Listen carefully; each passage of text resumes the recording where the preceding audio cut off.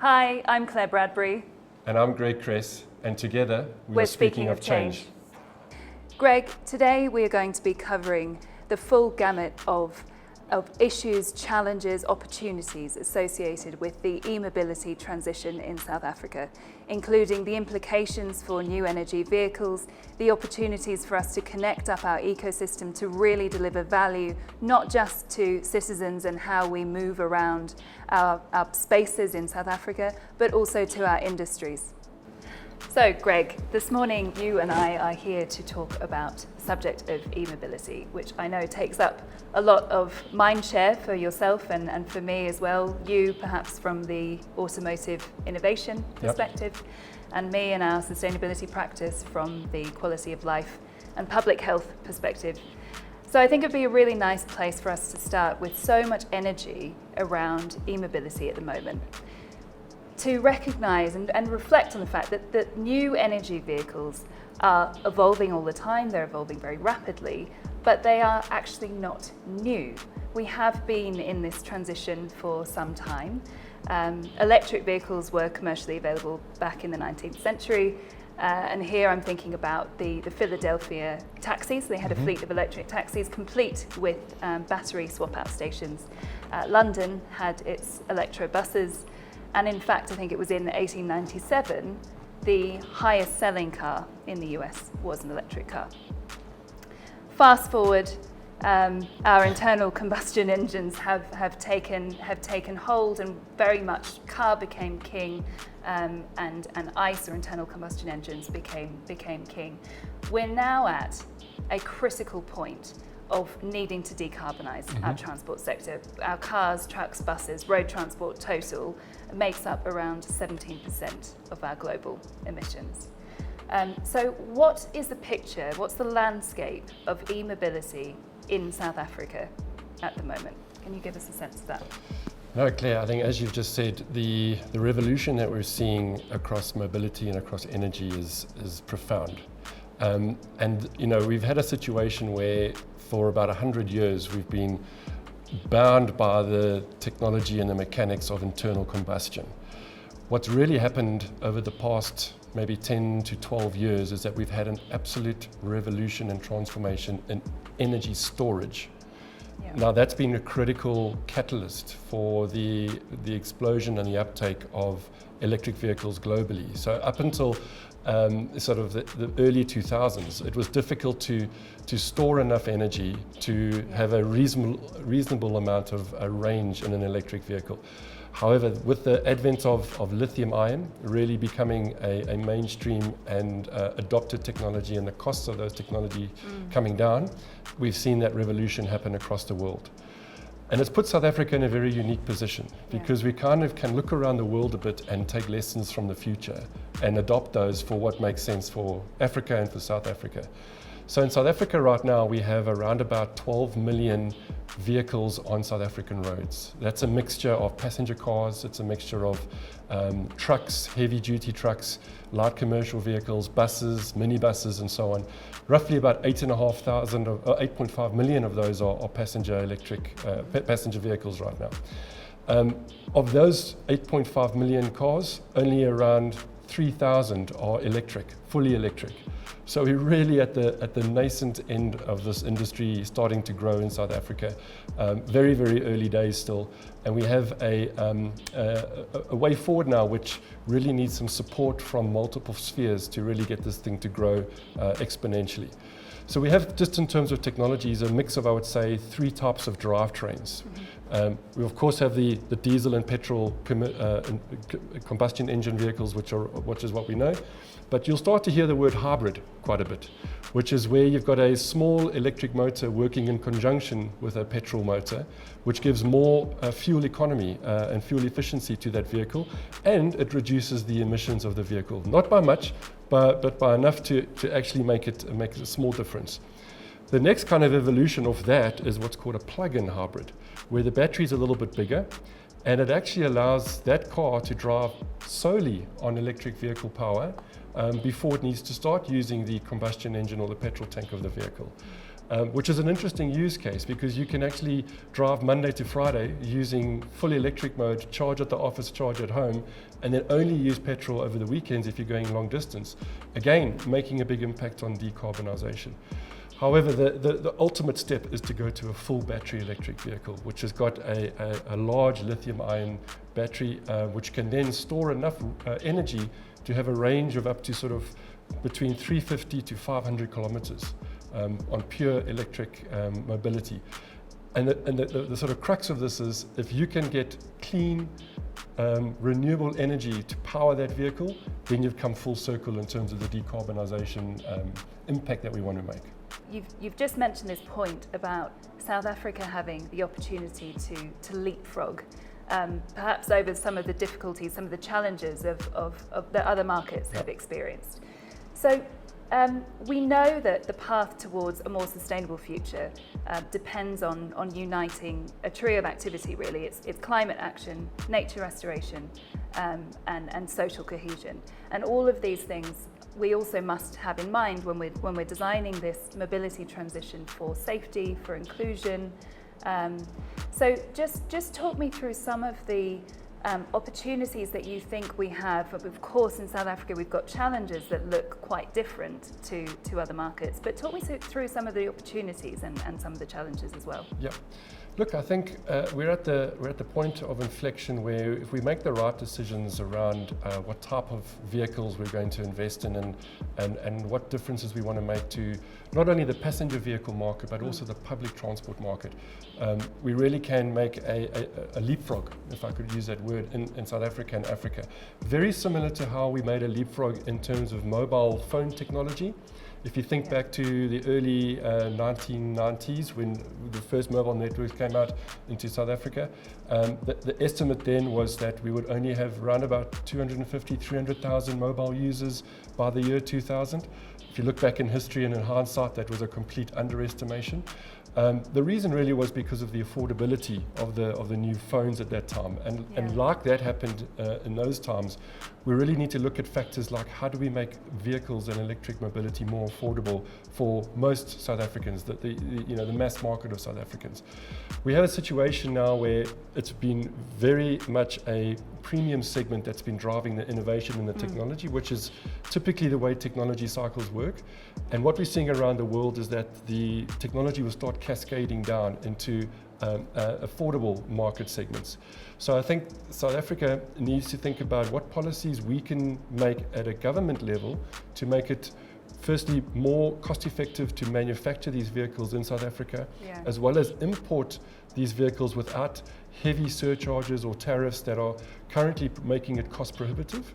And on the flip side, on the consumer side, what kind of tax rebates, what kind of incentive models could be applied to encourage people to make a decision when they've got price parity between a petrol vehicle at a certain price point and an electric vehicle at a certain price point? What makes them choose that electric vehicle?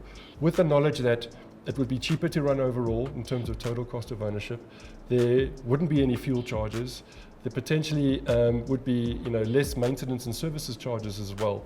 That's an education project that we really need to embark on at a national level as well.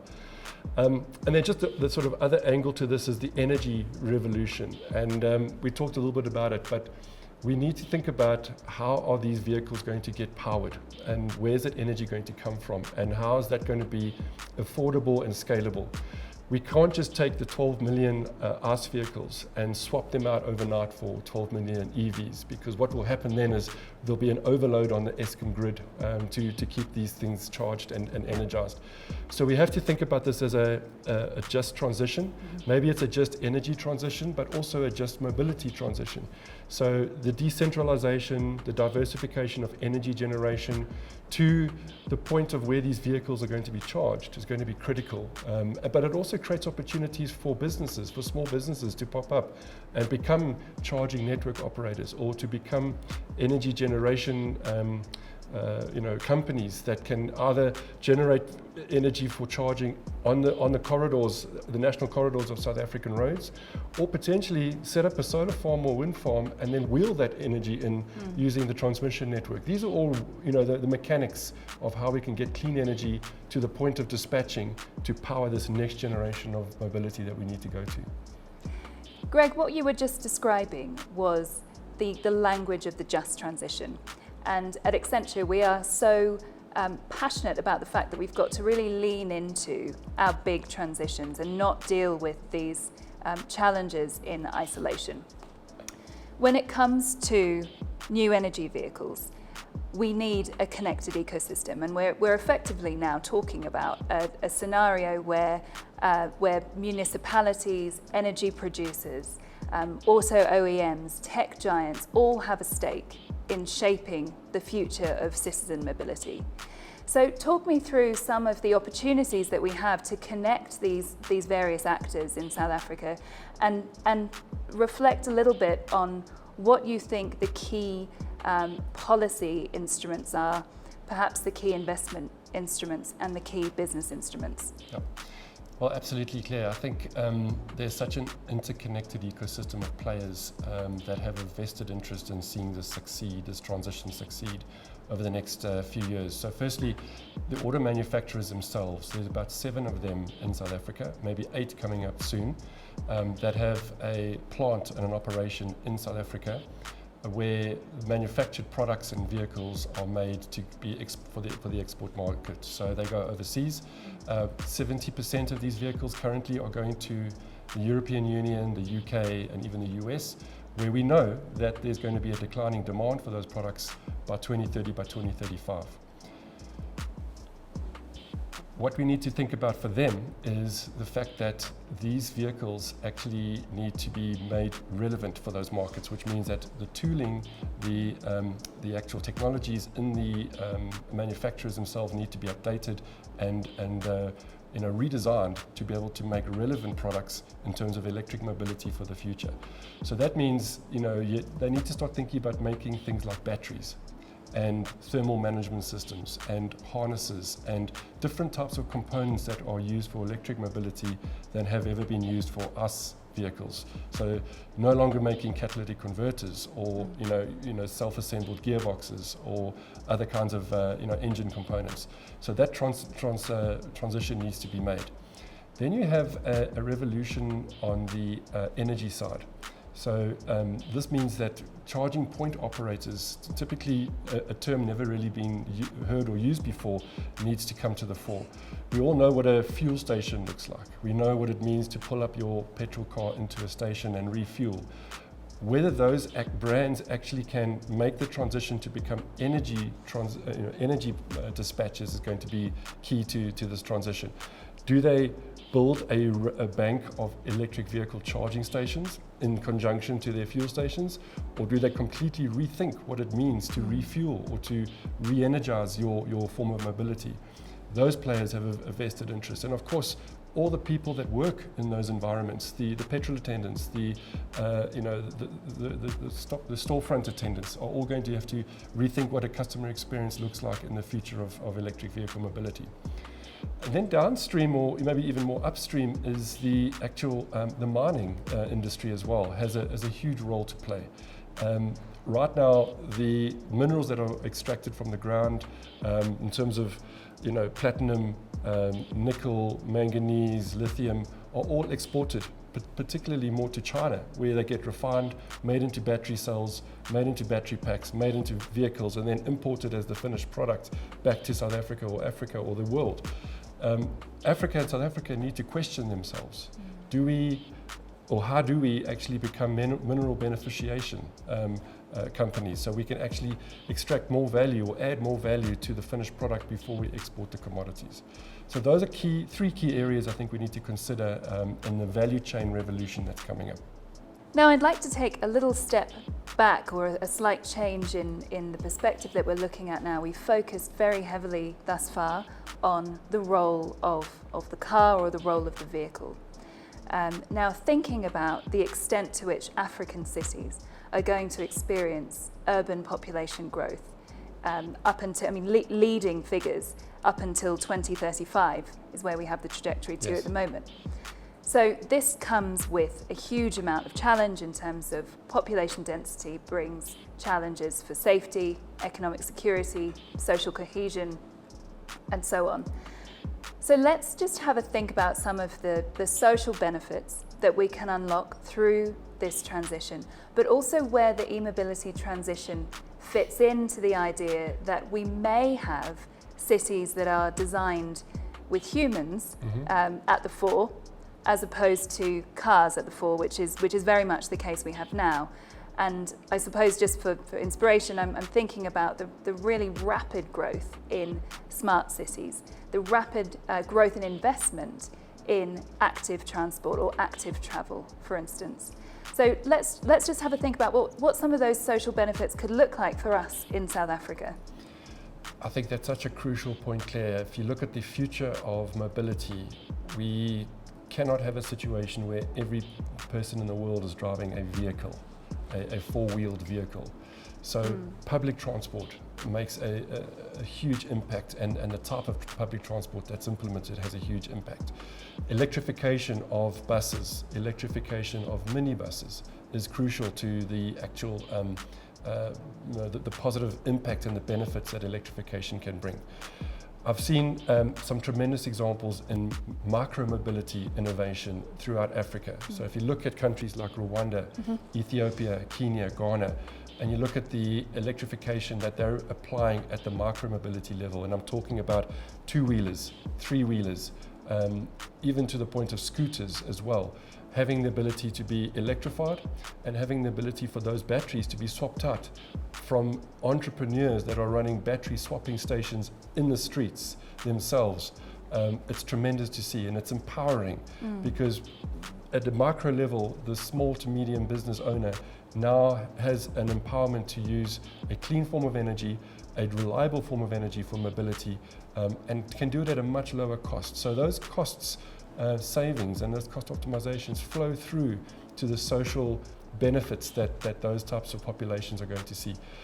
Whether we see that in South Africa is going to be interesting, because we do have a very interesting combination of highly urbanized environments, but connected through large open rural areas as well.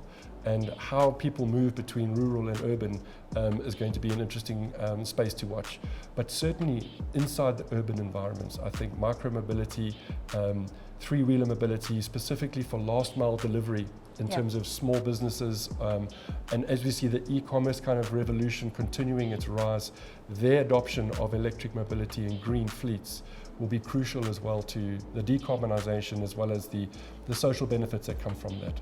And just to close, I wanted to cast our eye towards the future, and to really think about what it is that we imagine for South Africa, what we want to see, what are some of the material next steps. But maybe to bring that to life, we could consider where some of our peers are really pushing the envelope when it comes to e-mobility, and making it very clear that for South Africa, this is not a pipe dream. This is a revolution underway that is actually making consumer choice towards e-mobility options easier. Yeah. I think it's a double-edged sword in a couple of ways, and maybe explaining that. You know, in South Africa, we have a very healthy automotive industry, as I've explained. We've got 7 automotives that are manufacturing for domestic consumption and for export markets. In order to protect those manufacturing industries and to keep them relevant for the future, it's vitally important that there's a transition towards the electric mobility options that protects their markets that they're exporting to, but also creates opportunities for job protection and job creation in South Africa. At the moment, though, this local automotives are under quite a significant threat from cheaper alternatives that are coming into the market, particularly from likes of India and China. And it's really driven by an affordability crisis in South Africa right now, due to the high interest rates that we've had for many years, and only now seeing that coming down. So while that industry grapples with itself, we're having this revolution in mobility in terms of electrification happening at the same time. So looking ahead, you know, we have to find a way where the vehicles and the products that South Africans are looking to buy from our local automotive manufacturers are relevant, are efficient, and are clean in terms of the energy provision. So that's a crucial transition that's happening. But in the context of that, we also need to consider that people move around in mass transit options at the same time. And I'm talking about the public transport sector as well. We're seeing some fantastic examples with Golden Arrow now buying a fleet of electric buses to replace its current combustion engine options. We're also seeing some very encouraging signs in the minibus taxi environment, with the first electric minibus prototype being announced just a few weeks ago. With the opportunity to scale that out, suddenly you've got an opportunity to say 250,000 people that are, or 250,000 vehicles that are being used to move 50 million people could be doing that in a clean way as well. If that makes the ticket price as well more affordable for the commuter, there's a net benefit that comes directly to the social side as well. So I think a complete opportunity for both areas in terms of manufacturing, export markets, domestic markets, public transport, all sort of connected with this ecosystem of charge point operators, of energy providers, and even the mining value chain connected in. Everyone needs to come to this party, if you will, to actually make sure that the transition happens properly. Fantastic, Claire. Wonderful to be here. I think it's such an important topic to look into. We're in a truly exciting time. What a time to be alive in that sense. The transition that this world needs to make, and indeed what South Africa is about to make, is really creating a huge opportunity for us to succeed, and for the economy, and for our people, and importantly for our planet too. Thank you so much for taking the time to discuss this hugely important transition today. It's clear we have a lot of work to do and a very interesting road ahead, so thank you. It's my pleasure, Claire. Thanks for having me.